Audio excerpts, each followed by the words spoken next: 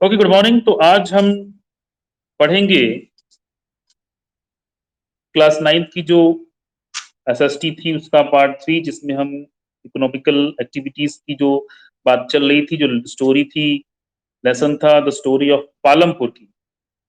तो story of Palampur में I think that I told you that कि what is and where is Palampur and what is the main activity, specially the economical activities of Palampur, की वहां पर क्या क्या activities होती हैं।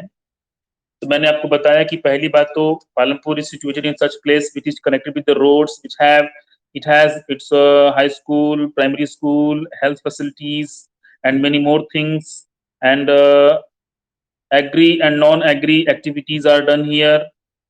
Most of the people are involved in just agri activities. Even we got that कि the specially सिंचाई का जो एरिया है ये इस इलाके का काफी बड़ा है, और यहाँ पर काफी हद तक प्रोडक्शन जो फूड का है उसका बहुत ज्यादा है। इसके बाद हमने पढ़ी कि भाई व्हाट इज ग्रीन रेवोल्यूशन के बारे में पढ़ा, जो एम स्वामीनाथन ने इंट्रोड्यूस कराया था। इसका क्या इम्पैक्ट हुआ, HVY यानी हाइब्रिड जो सीड्स थे उसके बारे में हमने स्टडी की कि इनका क्या प्रॉफिट है, क्या इसका लॉस है। तो इस तरह से स्टोरी को हमने कुछ हद तक जाना था। अब हम इसको आगे पढ़ने की कोशिश करेंगे। Now I am going to share my screen, तो you should be ready for that. And जहां से हमने छोड़ा था प्रीवियस लेसन में, प्रीवियस लेक्चर में, we are going to continue.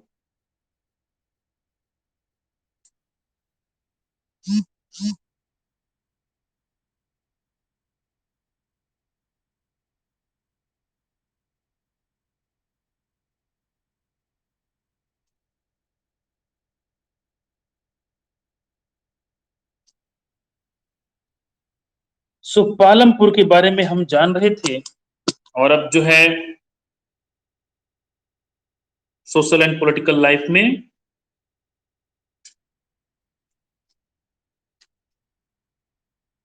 Class 9 economics, और यहां है the story of village Palampur.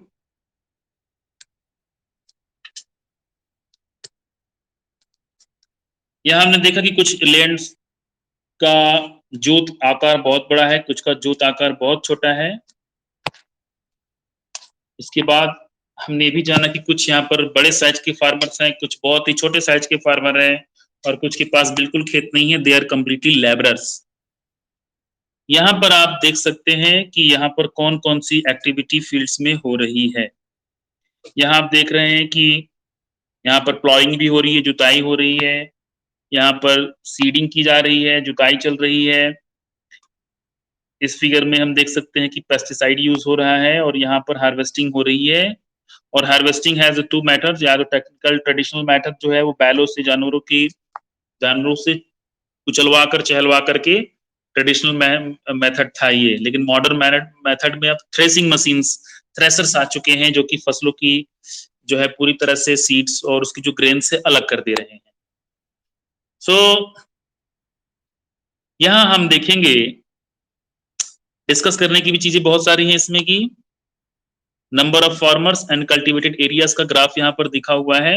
यहाँ आप देख लीजिए कि लेस देन 2 एकर्स वाले कितने हैं, मार्जिनल स्मॉल फार्मर्स, और मीडियम ऑफ लार्ज फार्मर्स 15% हैं, मोर देन 2 हेक्टेयर्स। इन दोनों का आंकड़ा बताया हुआ है कल्टीवेटेड एरिया का और नंबर ऑफ फार्मर्स का। इसके साथ साथ है कि who will provide labour and after land the labour is next necessary factor for production. अगर आपके पास जमीन है तो विदाउट लेबर, बिना मेहनत के, परिश्रम के, आप खेती की एक्टिविटी को आगे नहीं बढ़ा सकते। The farming requires a great deal of hard work. Small farmers along with their families cultivate their own fields, क्योंकि जो छोटे किसान होते हैं वो अपने परिवार के सदस्यों के साथ साथ खेती में भाग लेते हैं। वो निराई, गुड़ाई, कटाई, बुआई, सारी चीजों में पूरी फैमिली एक साथ मिलकर काम करती है। लेकिन जो बड़े फार्मर्स हैं, जिनके पास बहुत ज्यादा खेत है, उन्हें जो है वो अपनी फैमिली के साथ मिलकर नहीं कर सकते, क्योंकि उनका एरिया बहुत ज्यादा है और इस केस में उन्हें जो है दूसरों की हेल्प लेनी पड़ती है। सो thus the provide labor required for farming themselves, medium and large farmers hire farm laborers to work on their fields. तो यही लाइन कह रही है कि बड़े फार्मर्स को लेबरर्स हायर करना पड़ता है क्योंकि वे अपना काम खुद नहीं कर सकते, क्योंकि उनके खेत का एरिया छोटा नहीं है। अब यहाँ पर कह रहा है कि लेट्स डिस्कस, यहाँ पर कल्टीवेटेड एरिया और नंबर ऑफ फार्मर्स को हम यहाँ पर देख सकते हैं कि कल्टीवेटेड एरिया क्या है और नंबर ऑफ फार्मर्स क्या है। यानी ये आंकड़ा हमें बता रहा है कि मीडियम और large farmers more than 2 hectare 15% ही अवेलेबल हैं, और जबकि मार्जिनल एंड स्मॉल फार्मर्स भी अवेलेबल। यानी आपने जाना कि बहुत से कम लोगों के पास ही गांव का ज्यादा जो जोत का आकार बड़े वाले खेत उन लोगों के पास है। यानी बहुत मुट्ठी भर लोगों के पास ही गांव के सबसे बड़े जो फार्म्स का जो एरिया है कंट्रोल में है, और गांव के ज्यादा से ज्यादा जो लोग हैं उनके पास बहुत छोटे छोटे areas, more than less than 2 एकड़, किसी के पास 1 एकड़ या गुंठा जो मात्र पैमाना होता है, ये सारी चीजें यानी बहुत कम मात्रा में पाया हुआ है।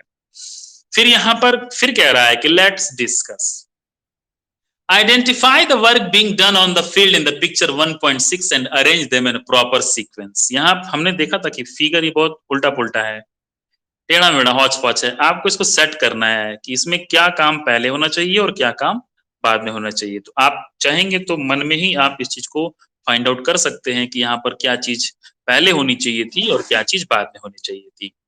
आगे हम देखते हैं कार्टून। इस कार्टून में ये 2 पात्र हैं, दाला एंड रामकली। दाला एंड रामकली क्या है? Poorest native of the village. ये यहाँ के सबसे गरीब बाशिंदे हैं, गरीब रहने वाले यहाँ के नागरिक हैं, लोग हैं। ये दोनों आपस में बातें कर रहे हैं। क्या बातें कर रहे हैं? यहाँ पर दाला कह रहा है कि it is difficult to find work these days, only the large farmers hire us and that too for very limited number of days. कह रहा है कि भाई इन दिनों में अगर हम लेबरर का भी काम कर रहे हैं तो इधर काम करना बहुत दिक्कत है, क्योंकि ये काम भी हमें बराबर नहीं मिलता। तो मैंने आपसे क्या बताया कि बड़े फार्मर्स जो हैं उनके पास करने के लिए बहुत से काम हैं, उनके पास उनका प्रोडक्शन इतना ज्यादा बड़ा है, उनके पास रेवेन्यू जनरेशन ज्यादा है, that's why they are happy.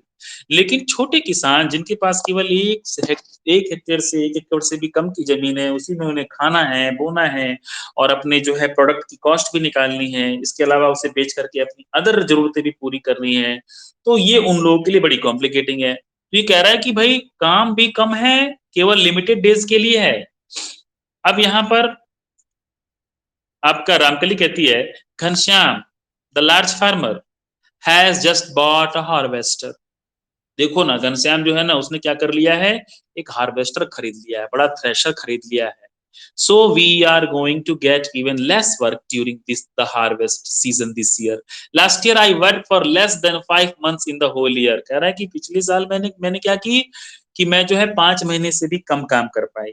यानी कि खेती में जब टेक्नोलॉजी इन्वॉल्व हो जा रही है तो इससे भी कहीं ना कहीं गांव में रहने वाले मजदूरों के लिए बेरोजगारी की समस्या बहुत बड़ी समस्या होती जा रही है, क्योंकि जब मशीनें कम थी तो लोगों के पास काम के अवसर पूरे थे।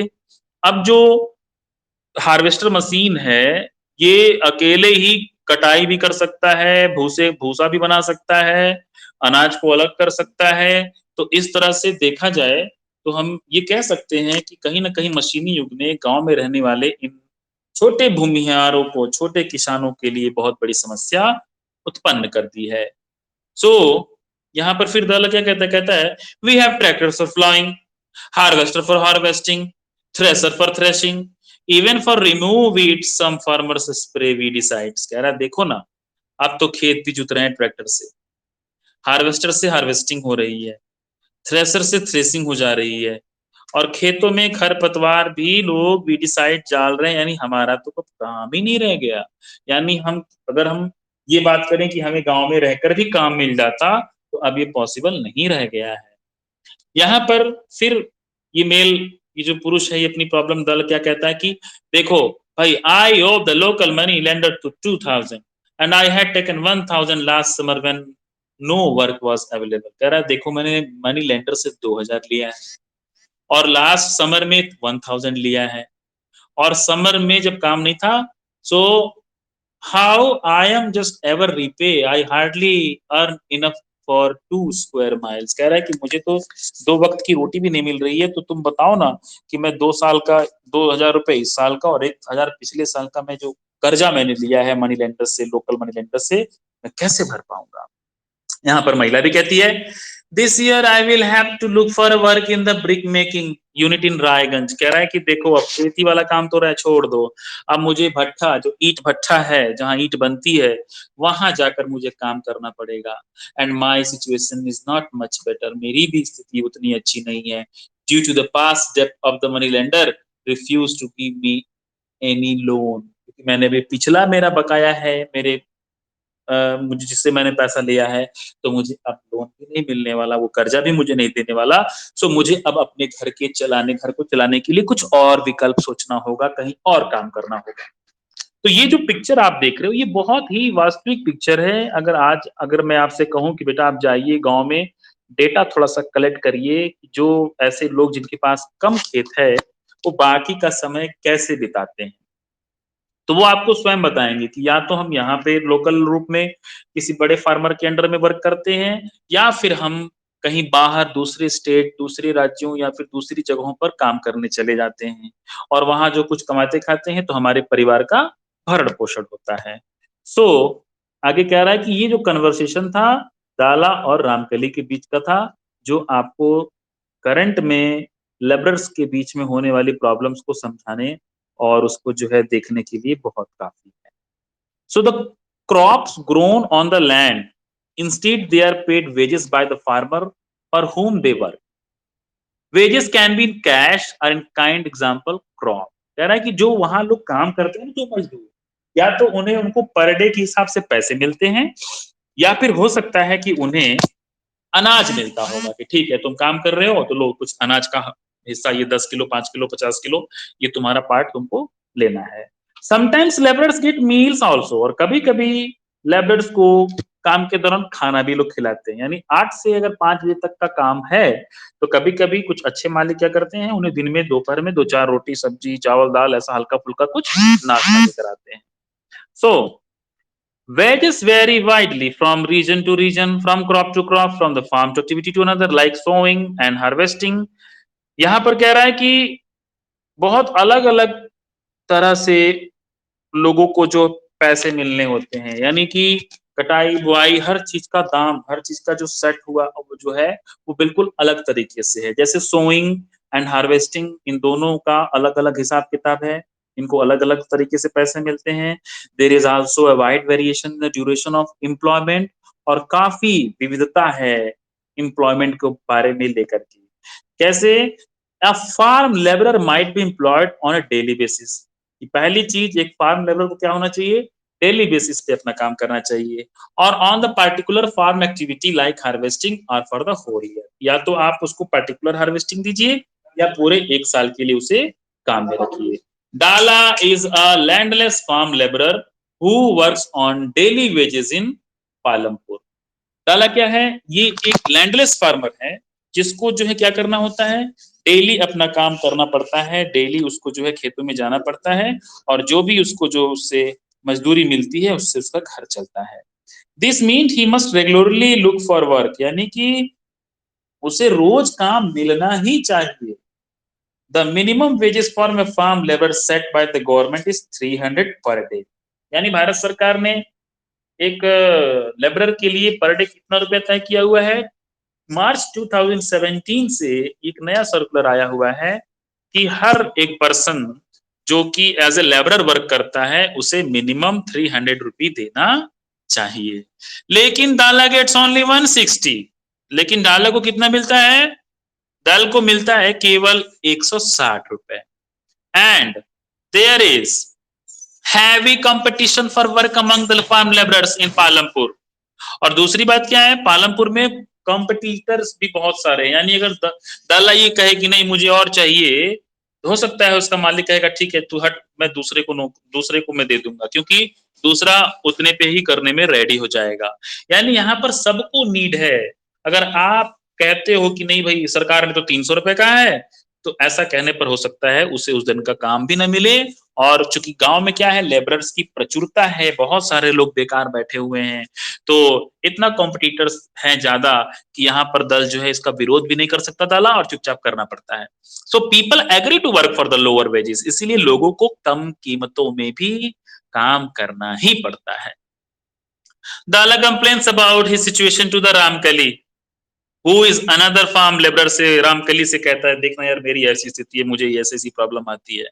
यानी दोनों रामकली और दाला दोनों के दोनों क्या हैं, फार्म लेबरर हैं।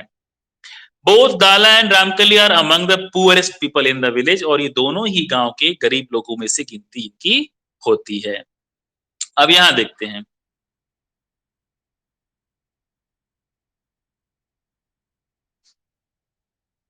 अब क्या है, यहां पर आप देख सकते हैं ये चीज, इसे आप स्वयं पढ़िएगा और खोजने की कोशिश करेगा कि इस तेजपाल सिंह का जो ये टॉपिक है, इस टॉपिक से आप फाइंड आउट करिएगा कि इसमें क्या कहने की कोशिश की जा रही है, जो आपका होमवर्क है, जो आप अपना ढूंढने की कोशिश कीजिएगा।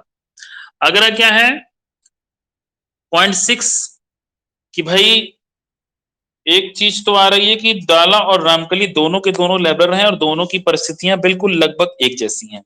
अब यहाँ पर क्वेश्चंस डिस्कस करने के लिए कह रहा है कि why are farms labour like Dala and Ramkali poor, यानी कि फार्म लेबरर्स जो दाला और रामकली हैं ये लोग गरीब क्यों हैं, ये इसके बारे में आप चर्चा कीजिए।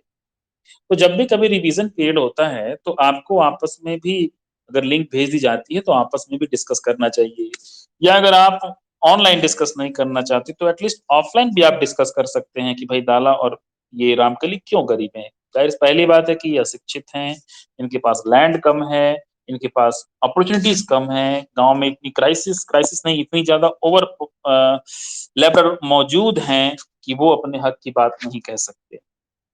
अब यहाँ पर हम आगे भी पढ़ेंगे कि Gosaipur and Majuli are two villages in north Bihar की बात करेंगे। Out of total 850 households in the two villages there are more than 250 men who are employed in rural Punjab, Haryana, Delhi, Mumbai, Surat, Hyderabad और नागपुर। करेक्ट, गोसाईपुर और माजुली जो ये दो गांव है नॉर्थ बिहार के, यहाँ 850 जो गांव के जो लोग हैं, दो गांवों के, इसमें से 250 जो लोग हैं वो स्टेट्स के डिफरेंट एरियाज में काम करते हैं, Punjab, Haryana, Delhi, Mumbai. Such migration is common in the most village across India, कि आपने देखा है कि माइग्रेशन, माइग्रेशन का मतलब क्या होता है, जब हम अपनी बेहतर सुख सुविधाओं की तलाश में, आर्थिक गतिविधियों की तलाश में एक स्थान को छोड़ के दूसरे स्थान पे जाते हैं तो हम उसे माइग्रेशन कहते हैं। यानी अपनी बेटर अपॉर्चुनिटीज के लिए हम जब एक प्लेस को छोड़ के दूसरे प्लेस पे जाते हैं तो उसे माइग्रेशन कहते हैं।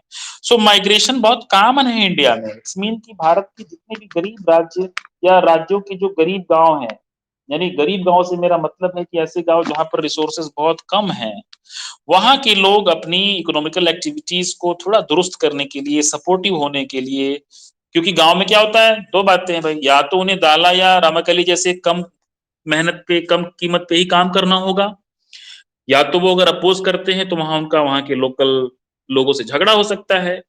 तो इसलिए वो लोग क्या करते हैं कि और बेहतर की तलाश में वो लोग गांव को छोड़कर चले जाते हैं और जा करके जो सिटीज हैं वहां पर जाते हैं और वहां अपना काम धंधा ढूंढते हैं। So why do people migrate, can you describe based on your imagination. यहाँ मैंने खुद ही आपको बहुत हद तक क्लियर कर दिया कि लोग माइग्रेट क्यों होते हैं। एंड आपको पता करना होगा कि migrants of Gosaipur and Majuli might to do the place of destinations, कि वो क्या काम करते होंगे अपने प्लेसेस पे, ठीक है, यानी गांव में रहकर वो क्या काम करते होंगे और अगर वो शहर में गए होंगे तो क्या काम करते होंगे, और उनकी इकोनॉमिकल जो एक्टिविटीज हैं उसमें क्या अंतर आता होगा शहर और गांव में काम करने के अलावा। लेकिन जैसा कि आज आप देख रहे हैं कि आज कोरोना के चलते क्या हो चुका है, ये बेचारे माइग्रेट होकर अपने गांव से सिटीज में आए, और सिटीज में कोरोना की रफ्तार सबसे ज्यादा है क्योंकि वहां सबसे ज्यादा भीड़ भाड़ वाले इलाके हैं, और फिर उन्हें समस्या क्या हो रही होगी, अब अपने घर जाने की। इस समय न्यूज में भी आप देख रहे हो या और भी चीजें देख रहे हो कि आप पा रहे हो कि भाई स्टेशन पे बहुत सारी भीड़ लगी हुई है, हजारों की लाखों की संख्या में लोग जो है मौजूद हैं और पुलिस फोर्स भी लगी हुई है, क्योंकि अगर वो ना लगे तो फिर लोग आपस में ही लड़कर ट्रेनों में बैठने के लिए, घर जाने के लिए परेशान हो सकते हैं। तो इस तरह से हम देखते हैं कि राज्य सरकारों को, केंद्र सरकार को क्या सोचना चाहिए कि हम माइग्रेशन को कैसे कम कर सके, माइग्रेशन को कैसे बंद कर सके, कि यानी जो जहाँ है उसे वहां पे ही हम जो भी बुनियादी सुविधाएं हैं हम उन्हें उपलब्ध करा सकें। सो आज के टॉपिक को हम इतने पे रखते हैं, लेकिन हम चर्चा करते हुए चल रहे हैं कि सरकारों का क्या दायित्व बनता है। तो जैसा कि आप देख सकते हैं कि हर सरकार को क्या चाहिए, कि सरकारों को चाहिए कि जिन इलाकों में वे रह रहे हैं वो क्या करें, वो सिंपली जो है आपका वहाँ के लोगों के लिए जो स्वास्थ्य सुविधाएं हैं, इसके अलावा वहाँ पे रोजगार के अवसर उपलब्ध कराए जाएं। तो हालांकि भारत सरकार का बहुत सारी योजनाएं इम्प्लीमेंट हो रही हैं, जिसमें कि भाई मनरेगा है, महात्मा गांधी जो रोजगार योजना आपकी सरकार ने बनाई हुई है, नेशनल रोजगार गारंटी योजना, जिसमें कि गांव में रहने वाले हर लोगों को कम से कम जो है ज्यादा से ज्यादा तौर पर गांव की जो है एक कामों में, जैसे तालाब बनवाना, सड़कों की भराई कराना, या ऐसे कामों में सरकार क्या कर रही है, जिला प्रशासन की मदद से उनका एक रजिस्ट्रेशन हुआ है कि जो खाली पीरियड खेती बाड़ी करने के बाद बचता है वो ज्यादा से ज्यादा उसमें इन्वॉल्व हो सके। तो हालांकि बहुत सी योजनाओं को सरकार के द्वारा चलाने के बावजूद भी उनका पूरी तरह से संचालन ढंग से नहीं हो पा रहा। इसमें भी बहुत सा प्रॉब्लम्स आती जा रही हैं, क्योंकि वो ग्राम प्रधान के अंडर में होता है और ग्राम प्रधान जिसको चाहता है उसे ही वो कार्ड बनाकर देता है, यानी जॉब कार्ड, जिसे हम जॉब कार्ड कहते हैं। तो उसके लिए भी बहुत सी प्रॉब्लम्स हैं। उसके लिए जो है आपके प्रधानों से रिलेशन अच्छे होने चाहिए। अगर आपका जो है गांव के मुखिया से प्रॉब्लम है तो वो आपको जॉब कार्ड बनाकर नहीं देगा। इसके अलावा गरीबों को उपलब्ध कराए जाने वाले राशन, चावल, गेहूं के साथ साथ और भी बहुत सी चीजें दी जा रही हैं। लेकिन अगर आप अपने स्तर से देखोगे तो आप पाओगे कि कहीं न कहीं इसमें भी बहुत गड़बड़-झाला है, इसमें भी बहुत सी दिक्कतें आ रही हैं, उनको समय से चीज़ें नहीं मिल रही हैं। सरकार ने जो मात्रा डिसाइड की है कि उन्हें इतने-इतने केजी मिलना चाहिए, उतना भी उन्हें मिल नहीं रहा है। रेगुलरली मिलना चाहिए, उन्हें रेगुलरली भी नहीं मिल रहा है। तो कुल मिला-जुला करके इसका एक ही कारण है, जो है उनका अशिक्षा, इसके अलावा उनका जागरूक ना होना, और ऐसे बहुत से रिस्पॉन्सिबल फैक्टर्स रिस्पॉन्सिबल हैं, जिसमें कि जिला प्रशासन का एक्टिव ना होना, सक्रिय भूमिका उनकी ना होना, वो चीजों को होने होने दे रहे हैं और कोई जो है इस चीज को सीरियसली नहीं देख रहा।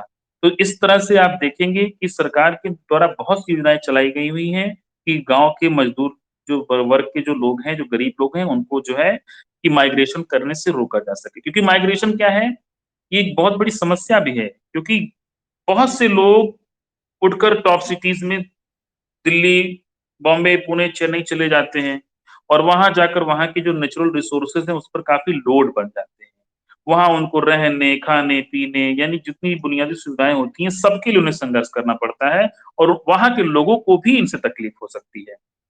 इसलिए ये बात बहुत पते की बात है कि सरकार को और लोगों को जहाँ वो रह रहे हैं, वहाँ पर ही रोजगार के अवसर को उपलब्ध कराना चाहिए, ताकि ज़्यादा से ज़्यादा माइग्रेशन को रोका जा सके। क्योंकि माइग्रेशन होना कोई बहुत अच्छी बात नहीं है। ये इस बात को प्रमाणित करता है कि आपका राज्य, आपका जिला पूरी तरह से माइग्रेशन को रोकने में नाकामयाब है, अर्थात वहाँ पर इन बेसिक चीज़ों की कमी है, आर्थिक गतिविधियों के जो है कलेक्शन में कमी है, इसलिए लोगों को वहाँ से माइग्रेट होना पड़ रहा है। तो बाकी का हम अगले वीडियो में जानने की कोशिश करेंगे, नेक्स्ट लेक्चर में।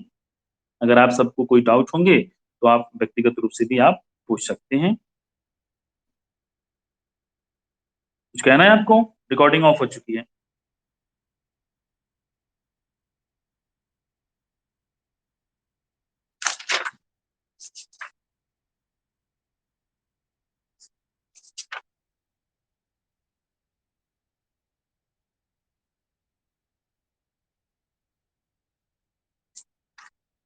ना सुनाई को मेरी तरफ से लेसन खत्म है, आप आपस में थोड़ा सा डिस्कस कर लीजिए। और याद रखा करिए कि लास्ट टॉपिक क्या चल रहा था। ये बहुत ही गलत बात है कि आपको पता ही नहीं रहता कि क्या हम पढ़ रहे थे।